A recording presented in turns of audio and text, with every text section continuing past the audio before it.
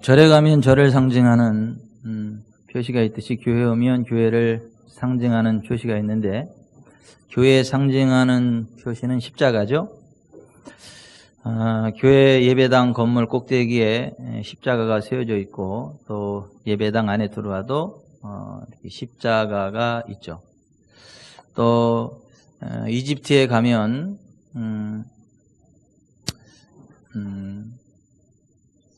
쓰레기 더미로 덮여 있는 한 지역에 수많은 사람들이 그 쓰레기 더미와 함께 살아가고 있는데요. 카이로 시내 옆에 붙어 있는 동네고, 그 아침에 일찍 가서 카이로에 있는 모든 쓰레기들을 다 수거하다가 그 지역으로 가지고 오고 그것을 분류를 해내는 작업을 합니다. 근데 그 사람들의 얼굴이 하나같이 밝게 빛나요. 그리고 그 지역의 산에 보면 15,000명 정도가 들어가는 큰 동굴 교회가 있고, 그곳에서 하나님을 찬양하는 사람들의 얼굴이 해와 같이 빛나는 것을 보게 되는데, 그 이집트는 모슬림 국가이기 때문에 예수 믿는 사람들을 아주 잔인하게 핍박하죠. 잡아 죽이기도 하고 테러를 일으키기도 하는데, 예수님을 생명보다 귀하게 여기는 그 사람들이 있고, 그 사람들을 가르쳐서 콥틱 기독교라고 해요. 그 사람들이 생명을 내던질지언정 예수님을 포기하지 않고 하나님을 예배하는 것을 포기하지 않으니까, 그 이집트 정부에서 너희들에게 신앙의 자유를 주고 예배할 자유를 주겠는데, 우리 이 카이로 시내에 있는 모든 쓰레기들을 너희가 책임지고 그 쓰레기 더미를 모아다가 분류하는 그 작업을 하고, 그 쓰레기 더미와 함께 살려면 너희들에게 신앙의 자유를 허락하고 예배 드릴 수 있는 자유를 허락하마. 그래서 그들이 그 제안에 두말하지 않고 우리는 그러면 그렇게 하겠다. 그래서 이집트 모캄 지역에 그 카이로에 있는 전체 쓰레기를 다 몰아다가 분리하고 쓰레기 더미에서 사는 그 사람들이 있습니다. 외부에서 그 지역에 들어가면 그 악취, 쓰레기 악취로 아주 괴로워져 입을 탁 막지 않으면 하지 못할 정도로 그 쓰레기 냄새가 아주 그 진동을 하고, 그 교회 입구에만 들어가도 그 쓰레기의 악취가 확 번져 나와가지고 관광객들이 들어가면 이렇게 코를 딱 가리지 않고는 웬만해서는 이렇게 평정을 유지하기가 힘든 그러한 지역인데, 그 지역의 사람들은 하나같이 공통점이 있는데, 예수가 내 생명보다 귀하다. 나는 하나님을 예배하는 걸 포기할 수 없다. 그리고 이들이 그 아이들이 태어나면 2달이 되기 이전에 손 안에 십자가를 문신을 새겨놔요. 얘는 예수의 사람이고 하나님의 백성이고 믿음으로 키울 거다. 그래서 이 손 안에 십자가 문신을 해놔요. 생후 2개월이 지나면. 근데 이집트에는 모슬림 국가이기 때문에 기독교인이라고 하면 대학을 나오고 아무리 뛰어난 기술을 가져도 회사에 취직할 수가 없어요. 뭐 사업을 해도 계속 제재를 당하고 사회적으로 억눌림을 당하기 때문에 출세할 수가 없어요. 이집트에서는 기독교인이라는 그런 정체성을 가지고는 출세할 수가 없어요. 배워도 소용이 없어요. 그냥 그 쓰레기 더미에서 살아야 되는 거예요. 예수님 하나를 포기하지 않으려고, 믿음을 하나 포기하지 않으려고. 그러다 보니까 어린 아이들이 자라면서 이게 여기 있는 그 십자가가 정말 싫은 거예요. 자기들의 출세를 가로막는. 이게 딱 봐서 이게 여기 십자가 있으면 이게 기독교인이라는 게 콥틱 교도라는 게 발각이 내다 보니까 이들의 그 사회 진출을 막아버리는 거예요. 출세길을 막아버리는 거예요. 그러니까 조그만 아이들이 그걸 알고 돌을 갈아가지고 골목에서 이 문신을 없애려고 막 하는데, 이게 워낙 깊게 박혀가지고 잘 없어지지도 않고. 그 정말 예수님을 생명보다 귀하게 여기는 출세보다, 돈보다, 명예보다, 이 세상이 그 어떤 것보다 소중하게 여기는 그 예수님, 그 기독교 신앙을 표시하는 그 십자가를 여기에 이렇게 새겨놨어요.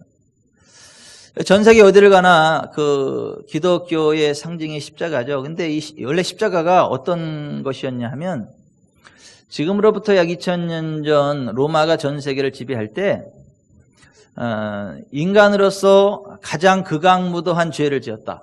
황제에게 대항하는 그러한 죄를 졌다든가, 그냥 곱게 죽여서는 안 될 아주 극악무도한 죄인들, 그 사람들을 사형시킬 때 곱게 죽이면 안 되고 가장 잔인하게, 가장 고통스럽게 죽여야 된다.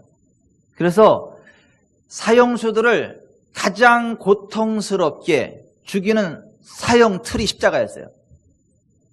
사람을 발가벗겨서 그 십자가에 손과 발을 못 박고, 그 장렬하는 태양, 사막의 폭풍, 그 모래바람, 장렬하는 태양, 그 가운데 십자가를 꽂아놓으면 그 장렬하는 태양에 수분이 다 증발되죠. 이 상처난 손과 발을 통해서 물과 피를 다 쏟아져 나가죠.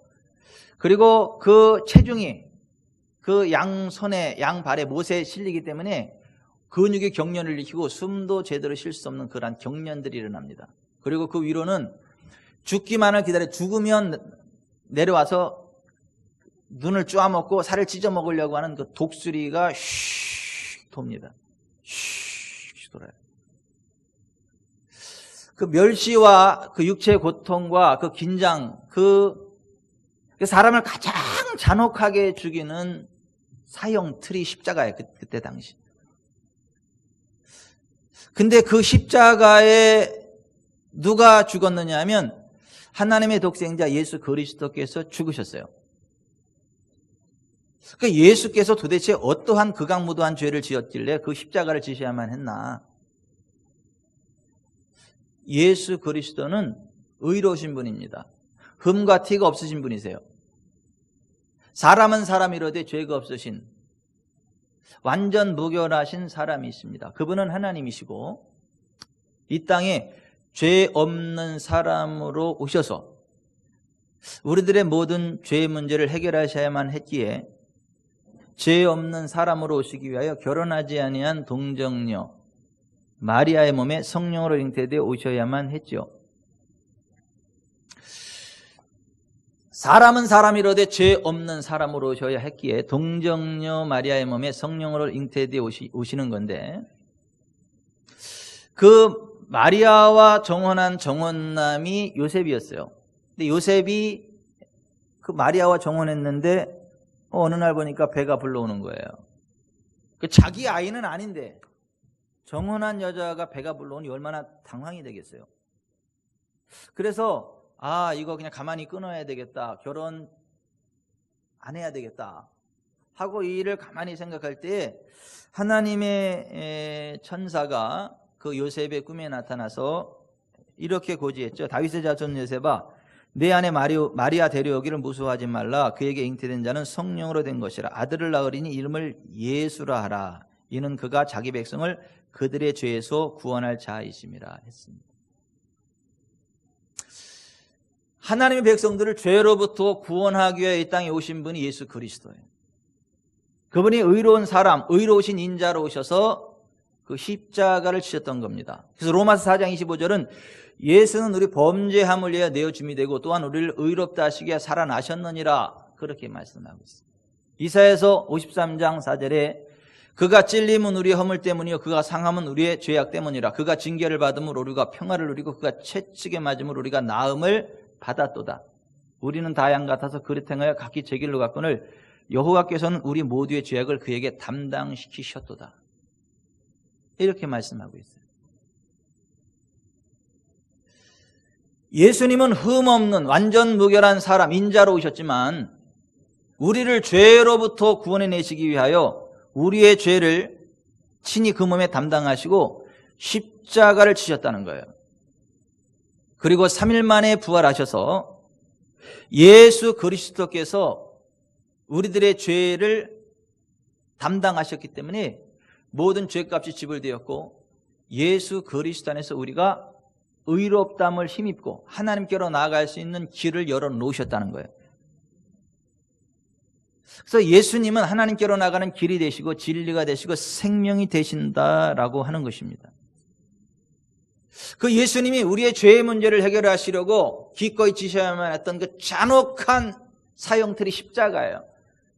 그래서 예수 그리스도께서 십자가에서 우리의 죄를 대속하사 그 잔인한 죽임을 당하시고 3일 만에 부활하신 그 십자가이기 때문에 예수 그리스도를 믿는 사람들, 그 하나님의 백성들의 모임 공동체인 교회는 항상 그 십자가를 매야 하는 거예요. 십자가를 붙잡는 것이고 십자가를 의지하는 것이고 또 나는 예수의 사람이다라는 그 예수의 흔적을 십자가로 표시하기 위해서 콥틱 교도든 여기다가 생후 2개월 만에 십자가 문신을 새겨놓는 거예요. 그 예수 그리스도께서 우리들의 죄의 문제를 해결하시고 십자가에 매달려서 돌아가신 이후에 만 3일 만에 다시 살아나셨죠.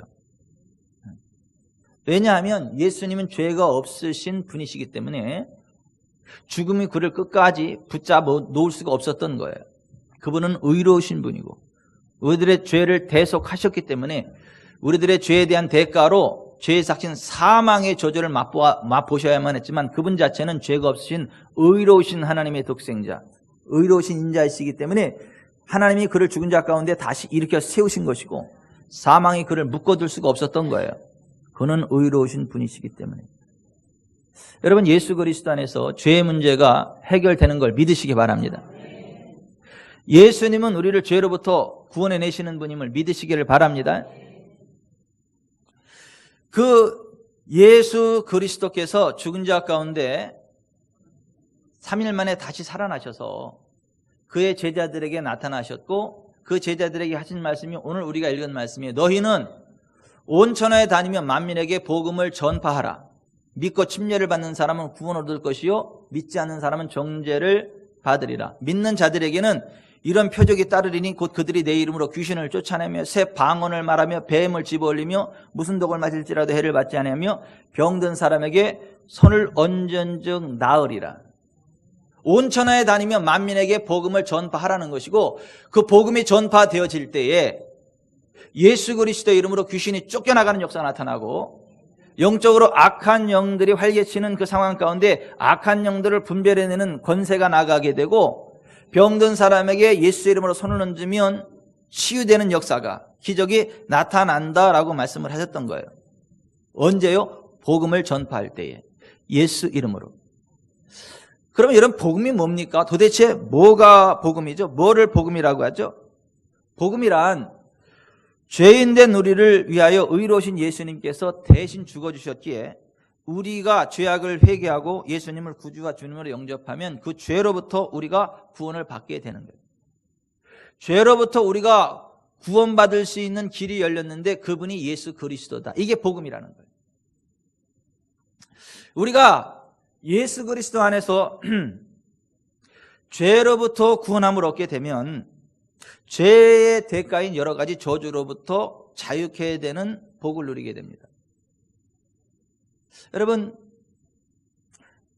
우리가 예수님 안에서 죄의 문제가 해결되지 않고 죄로부터 구원받지 못한다면 죄의 대가들을 현세에서도 치루어야 되고 내세에서도 치루어야 되는데 여러분 죄의 대가가 뭔지 아세요? 첫째, 하나님과의 교제가 깨어지는 거예요. 하나님과의 교제가 불가능하게 되는 거예요. 살아계신 하나님의 임재 안에 들어갈 수 없는 거예요. 하나님 앞에 기도응답 받을 수 없는 거예요. 죄의 대가가 그렇습니다. 이사야서 59장 1절에 여호와의 손이 짧아 구원하지 못하심도 아니요 귀가 둔하여 듣지 못하심도 아니라 오직 너희 죄악이 너희와 너희 하나님 사이를 갈라놓았고 너희 죄가 그의 얼굴을 가리어서 너희에게서 듣지 않으시게 함이니라 그랬어요. 이 죄 때문에 하나님과 교통할 수 없는 거예요.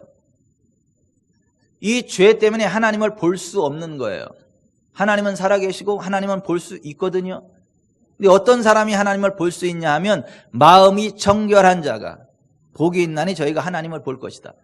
마음이 청결한 자만이 하나님을 볼 수가 있고, 마음이 악한 자, 마음이 죄에 사로잡힌 자는 하나님을 볼 수 없다. 하나님과 교제할 수 없다. 이게 죄의 대가예요. 여러분, 죄의 두 번째 대가가 뭐냐 하면 평강이 없는 거예요. 하나님 여호와께서 말씀하시되 악인에게는 평강이 없다. 이사야서 48장 22절에 그렇게 말씀했어요. 평강이 없다 보니까 불안, 초조, 근심, 우환이 찾아오는 거예요. 여러분, 예수님 믿고 죄로부터 구원받고 하나님 자녀가 되면 그 마음속에 평강이 찾아와요. 사자같이 담대한 평안함이 옵니다. 이게 예수님 밖에 있을 때에는 돈이 아무리 많아도, 아무리 많은 권력이 주어져도 늘 시한폭탄을 안고 살아가는 것과 같은 불안함이 있어요. 평강이 없습니다. 늘 어딘가 허전하고요, 불안합니다. 그러나 예수 그리스도를 믿고 죄로부터 구원함을 받으면, 하나님의 자녀가 되면, 천국 백성이 되면 확 달라지는 게 하나 있는데, 그 근심, 우환이 떠나가고 평화가 임한다는 거예요. 평안이 임한다는 거예요. 강물같이 흐르는 기쁨이 온다는 거예요. 하늘로부터 임하는 평강이 있다는 거예요. 악인은 쫓아오는 자가 없어도 도망을 하지만 의인은 사자같이 담대한 거예요. 예수님 안에서 구원받은 이후에는 그 담대함, 평안함이 생겨나는 거예요. 그러니까 예수님 믿는다고 하면서 늘 불안하고 초조하고 근심, 우환에 찌들어 산다? 이거 뭔가 좀 이상한 거예요. 뭔가 한번 점검해 볼 필요가 있는 사람이에요. 여러분, 죄의 대가가 뭐냐 하면 질병과 가난과 귀신들의 억압이에요. 하나님 말씀을 떠나서 범죄한 자들에게 임하는 그 대가를 신명기 28장 21절에 이렇게 얘기해요. 여호와께서 내 몸에 연병이 들게 하사 내가 들어가 차지할 땅에서 마침내 너를 멸하실 것이며, 여호와께서 폐병과 열병과 염증과 학질과 한재와 풍재와 썩는 재앙으로 너를 치시리니 이 재앙들이 너를 따라서 너를 진멸할 것이라. 죄의 대가가 질병이라는 거예요. 죄의 대가가 가난이라고 하는 거예요. 환경적으로 저주가 임해서 아무리 노력해도 거둘 것이 없다는 거예요. 그래서 가난이 임한다는 거예요. 그게 죄의 대가라는 거예요. 그리고 악한 세력들이 억압해서 다 빼앗아 간다는 거예요. 영적으로도 억압을 당하고 경제적으로도 억압을 당하고 수탈을 당한다는 거예요. 이게 죄의 대가라는 거예요. 38년 동안 움직이지 못하고 중풍병에 걸려 고통당하던 한 사람이 있었죠. 그 사람의 그 질병의 원인이 죄였습니다. 그래서 예수님이 그 사람에게 가서 내가 낫고자 하느냐, 내 죄 사함 받았느니라, 일어나 내 침상을 들고 걸어가라. 예수님 안에서 죄의 문제가 해결되고 일어나 걸어가라는 주님 말씀에 믿음으로 반응했더니 정말 38년 된 병자가 일어나는 거예요. 침상을 들고 걸어가는 거예요. 건강을 되찾았어요. 왜냐하면 그 죄의 문제가 예수님 안에서 해결됐기 때문에. 그 후에 성전에서 그가 예수님을 만났는데 예수님께서 그때 그 사람에게 하신 말씀이 이거예요. 보라, 내가 나았으니 더 심한 것이 생기지 않게 다시는 죄를 범치 말라. 따라서 하십시다. 더 심한 것이 생기지 않게 다시는 죄를 범치 말라. 죄의 대가가 질병이라는 거예요. 죄의 대가가 가난이라는 거예요. 죄의 대가가 억압이라고 하는 거예요. 그런가 하면 죄의 대가는 가문에 흐르는 저주라는 거예요. 이 모든 저주가 너와 네 자손에게 영원히 있어서 표징과 훈계가 되리라. 가문에 흐르는 저주가 있다는 거예요. 그게 죄의 대가라는 거예요. 너희가 알거니와 너희 조상의 유전한 망령된 행실에서 구속된 것은 은이나 금같이 없어질 것을 한 것이 아니요 오직 흠없고 점없는 어린 양 같은 그리스도의 보배로운 피로 된 것이다. 베드로전서 1장 18, 19절에 그렇게 돼 있어요. 조상으로부터 유전된 저주가 있다니까요. 근데 그게 죄의 대가다라고 성경은 말하는 거예요. 죄의 대가의 정점은 영원한 지옥이에요. 마태복음 5장 29절에 만일 내 오른눈이 너를 실족하게 하거든 빼어 내버리라. 내 백체 중 하나가 없어지고 온 몸이 지옥에 던져지지 않는 것이 유익하며 만일 내 오른손이 너를 실족하게 하거든 찍어 내버리라. 내 백체 중 하나가 없어지고 온 몸이 지옥에 던져지지 않는 것이 유익하니라. 죄의 대가가 영원한 지옥이라고 하는 거예요. 영원한 형벌이라고 하는 거예요. 그래서 마태복음 25장에 왼편에 있는 자들에게 이르시되 저주를 받은 자들아 나를 떠나 마귀와 그 사자들을 위해 예비된 영원한 불에 들어가라. 그들은 영벌에 들어가리라. Everlasting punishment. 영원한 형벌. 꺼지지 않는 불. 그것이 지옥이라고요. 죄의 대가가 그것이라고 하는 것입니다. 죄가 얼마나 무서운 것입니까? 이 죄가 얼마나 큰 저주입니까? 근데 이 죄 문제를 해결해 주시고 이 죄로부터 우리를 구원해 주시기 위하여 오신 분이 예수 그리스도고 우리를 그 죄로부터 구원해 내시기 위하여 기꺼이 지신 예수님의 십자가. 예수님 안에 들어오면 죄가 끊어집니다. 예수님 믿는다고 하면서 여전히 죄악 가운데 있다? 그거 가짜라는 거예요. 그거 거짓말하는 자라는 거예요. 하나님은 우롱하는 자라는 거예요. 만일 하나님을 사랑하노라 하고 여전히 죄악 가운데 있거나 형제를 미워하면 그는 하나님을 속이는 자고 스스로를 속이는 자고 마귀의 자녀다. 요한일서 5장은 그렇게 말씀하고 있어요. 여러분 예수님 안에서 죄가 끊어지길 바랍니다. 예수님 안에서 죄의 대가들로부터 자유케 되는 은혜가 있기를 바랍니다. 하나님의 임재 안에 살아가시길 바랍니다. 기도 응답의 권세를 누리기를 바랍니다. 질병으로부터 자유케 되기를 바랍니다. 가난으로부터 자유케 되기를 바랍니다. 억압으로부터 자유케 되기를 바랍니다. 맨 마지막 영원한 하나님 나라 천국에 들어가는 은혜가 있기를 바랍니다. 지옥으로부터 벗어나는 은혜가 있기를 바랍니다. 그게 복음이에요. 근데 그 복음을 모르고 죄의 즐거움에 빠져 사는 사람들이 많아요. 여러분 죄를 지으면 즐겁습니까? 죄를 지으면 즐거움이 있습니까? 모르시나 본데 즐거움이 있어요. 훔친 사과가 맛있다고. 죄를 줘도 그 나름대로의 재미가 있어요.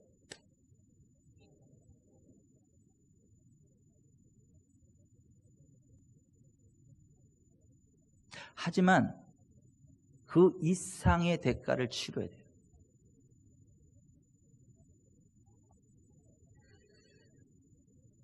예수님 안에 들어와서 죄의 낙을 포기하는 거예요. 이거 하나님이 주시는 낙을 얻는 거예요.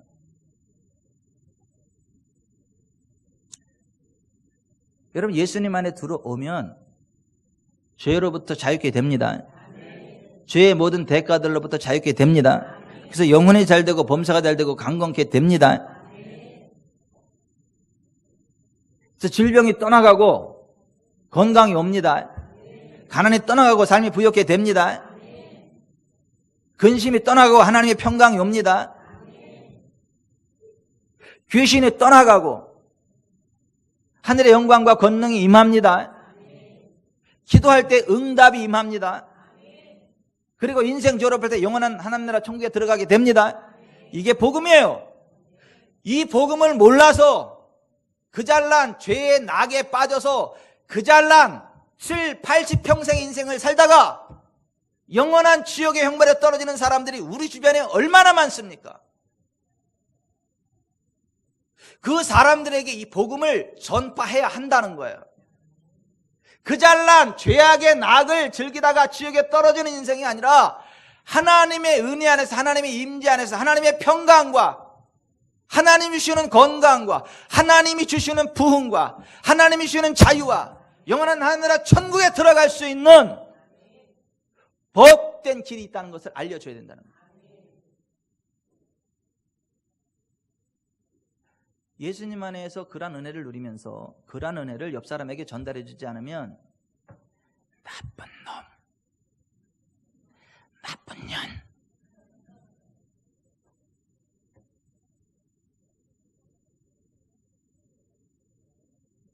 아니 그 좋은 게 있으면서 자기 혼자만 예수님 믿고 천국 간다? 자기 혼자만 하나님과 교제를 누린다? 자기 혼자만 기도 응답의 권세를 누린다? 자기 혼자만 하나님이 주는 부흥을 누린다? 나쁜 놈, 나쁜 년.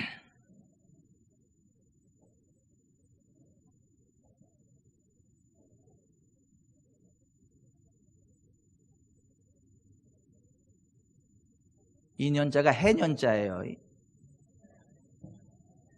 1년 1년을 아주 좋지 않은 나쁜 해로 지낸다 이거야. 복음을 전하지 않는 그 해는 나쁜 년이다 이거야.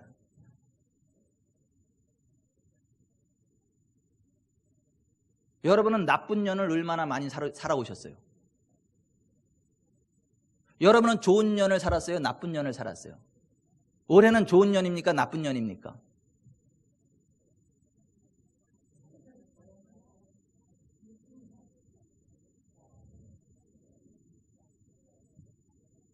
정말 우리는 우리의 삶을 의미 있게 살아야 돼요. 한 해 한 해를 정말 좋은 해로 살아야 돼요. 하나님 기뻐하시는 복된 해가 되게 해야 돼요. 옆에 분한테 그래서 나쁜 년은 안 됩니다.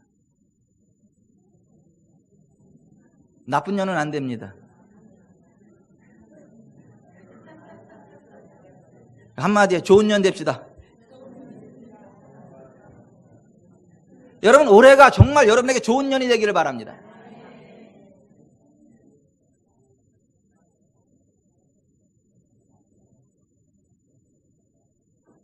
간년 아쉬워하지 말고 2년을 행복하게 사세요.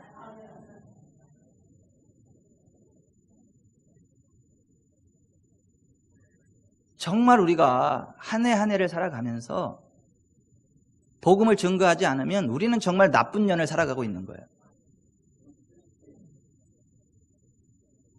정말 우리는 나쁜 사람들인 거예요. 사랑한다며, 배우자 사랑한다며, 근데 지옥 가도 상관없어요? 자식들 사랑한다며, 지옥 가도 상관없어요?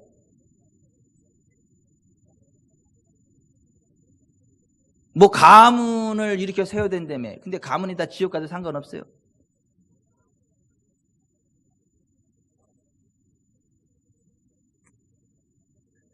온천에 다니며 만민에게 복음을 전파하라는 거예요. 예수님의 명령이에요. 왜 그래야 되나? 이 세상 모든 사람은 다 죄인이기 때문에 그래요. 여러분 이 세상에 죄 없는 사람 있나요? 다윗이 하나님 만나고 나서 성령 충만함을 힘입고 보니까 내적 치유가 시작이 되는데 어머니 모태로부터 자기의 삶을 하나님이 딱 조명해 보시면서 그의 과거의 상처들을 치료해 주시는 거예요. 근데 그가 성령 안에서 보니까 그가 어머니 모태로부터 있을 때 이미 죄인인 거예요. 자기가 아담의 원죄 가운데 이미 죄인으로 시작됐고 그래서 죄를 짓게 된 거예요. 그래서 그 다윗이 내가 죄악 중에 출생하였으며 내 모친이 죄 중에 나를 잉태하였나이다 라는 고백을 합니다. 태어나면서부터 죄인인 거예요. 부모가 에이즈 환자라 그 자식이 선택하지 않아도 태어나면서부터 에이즈를 가지고 태어나는 그 갓난 아기처럼, 부모가 나병 환자라 그 아이가 원치 않아도 그냥 나병 환자로 태어나는 아이처럼 우리는 원치 않아도 첫사람 아담과 하와의 범죄로 인하여 태어나면서부터 죄의 유전자를 가지고 태어나는 것이고 죄인인 거예요. 그래서 죄를 짓는 거예요. 죄의 종으로 살아가는 거예요. 그 죄의 문제를 해결하러 오신 분이 예수님이십니다. 첫사람 아담으로부터만 죄의 문제를 꺾어버리시려고 The last Adam, 마지막 아담으로 오신 거예요.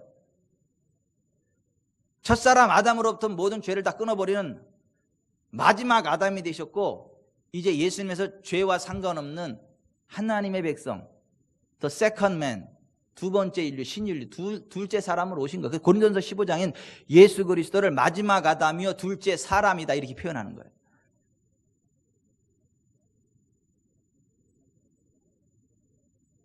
이 세상 모든 사람은 다 죄인이에요.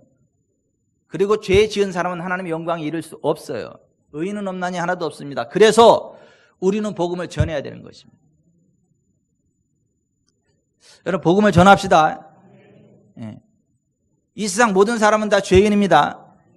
예수님 아니면 소망이 없어요.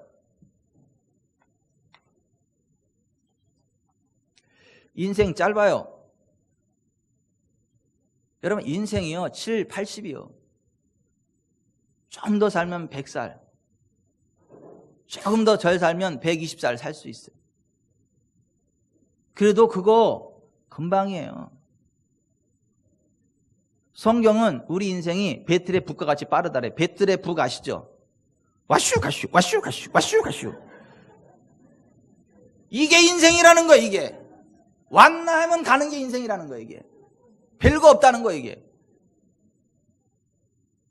아침 안개와 같은 게 인생이라는 거예요. 여러분 아침 안개가 얼마나 자욱해 한 치 앞도 안 보여. 그런데 태양이 쫙 올라오면 한순간 사라져버리는 게 이게 아침 안개예요. 이 아침 안개와 같은 게 인생이라는 거예요. 천하를 호령하던 알렉산더가 지금 어디가 있어요?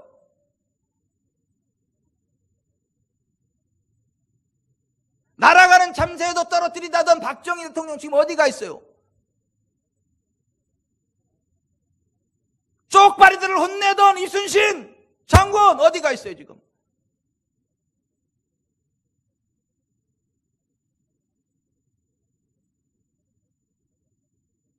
쪽발이가 여기 아닙니다. 일본 사람들이 쪽 심술심술해서 쪽발이라는 거예요. 우리나라를 짓밟던 그 일본 사람들을 혼내주었던 그 위대한 이순신 장군 지금 어디가 있어? 다 과거의 사람들이에요. 아침 안개와 같은 것이 우리 인생이라는 거예요. 그 인생 졸업 이후에 끝이 아니기 때문에 복음을 전해야 된다는 거예요. 정말 여러분 짧습니다. 왔다 가는 인생. 예수 믿지 않으면 영원한 지옥의 형벌이 기다리고 있다는 걸 알고 복음을 전할 수 있기를 바랍니다. 인생은 짧지만 우리의 영혼은요 영원한 거예요. 죽을 수도 없어요. 우리 영혼은. 우리의 육신은 죽어도 영혼은 영원히 죽지 않습니다. 천국에서 영원히 살든가 지옥에서 영원히 고통당하든가 둘 중에 하나예요. 사람은. 그 중간은 없어요. 여러분 며칠 전 강원도에서 불 났죠? 여기저기서 불이 많이 났죠? 여의도 면적에 무슨 몇 배가 무슨 불에 탔다 어쨌다 저쨌다 집도 다 타버리고 차도 타버리고 그래요. 불 났을 때 사람이 어떻게 했죠? 다 놓고 도망가는 거예요. 그죠? 불이 막 내려오니까 아무것도 못 챙기고 그냥 몸 하나 살려고 막 도망간 거잖아요. 뜨거워가지고. 근데 여러분 이런 산불은 피할 수나 있죠. 이 세상 불은요 그걸 피할 수 있어요. 근데 지옥 불은 피할 수가 없어요. 지옥에는 출구가 없어요.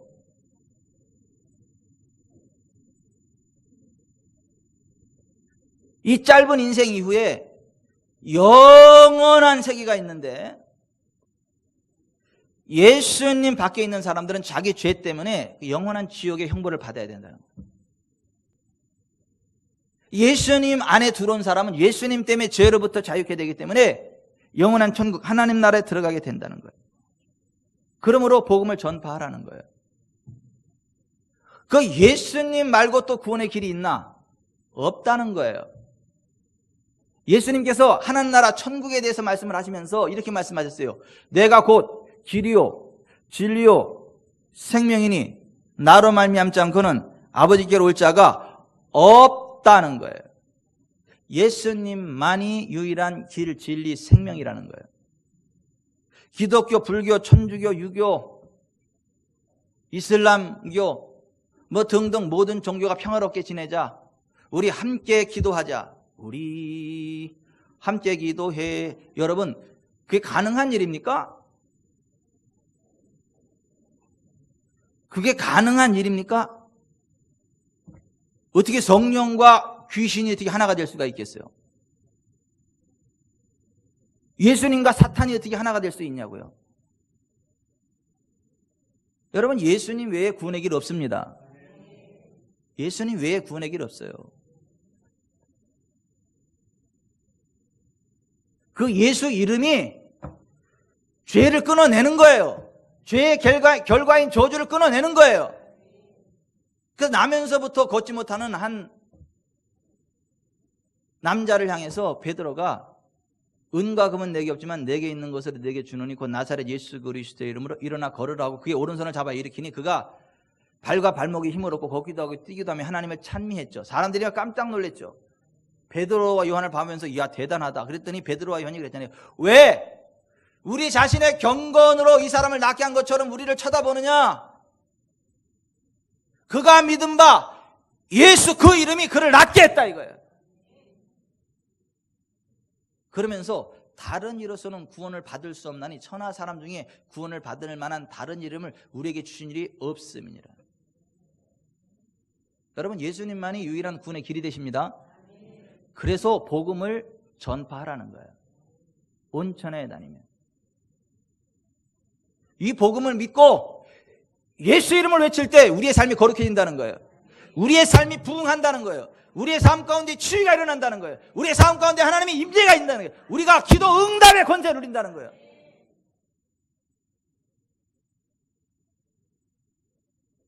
예수 이름으로 표적이 따른다는 거예요. 여러분 전 세계 역사를 보세요. 예수 복음을 믿고 의지한 나라들이 다 선진국 됐죠. 문명한 나라들이 됐죠. 부강하는 나라가 됐죠. 예수의 이름을 반대한 나라들은요 다 망했죠.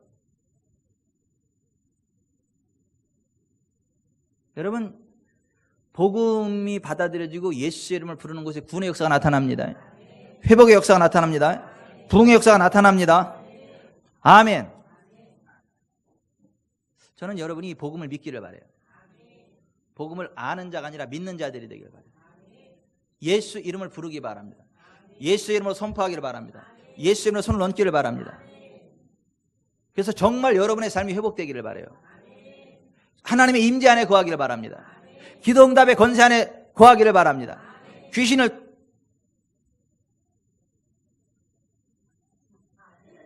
차버리기 바랍니다. 성령의 사람으로 살아가기를 바랍니다.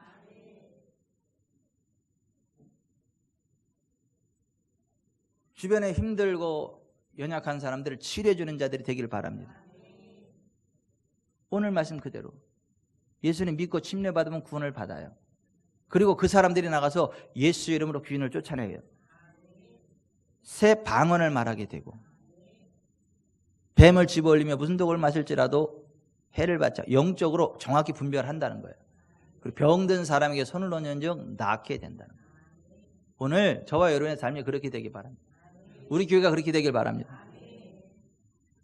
여러분들이 이 복음을 전파하지 않으면 여러분들의 올 한 해도 나쁜 년이에요. 하나님이 기뻐하지 않아요. 넌 참 나쁜 년을 살았구나.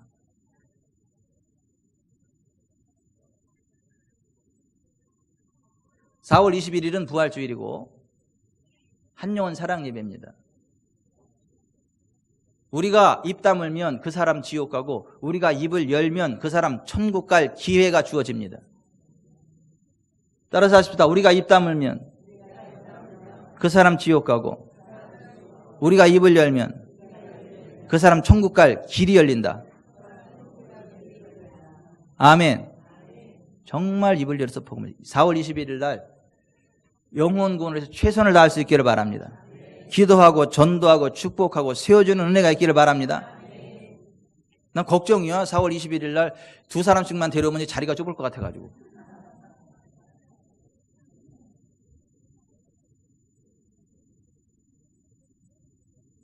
여러분 정말 우리가 영혼 구원합시다. 복음을 전합시다. 아멘. 그리고 하나님의 부흥이 여러분의 삶 가운데 흘러넘치길 바랍니다. 환경을 초월하는 하나님의 부흥이 있습니다. 환경을 초월하는 하나님의 기적이 있습니다. 이 복음 안에 거할 때, 이 예수 이름을 외칠 때. 기도하겠습니다.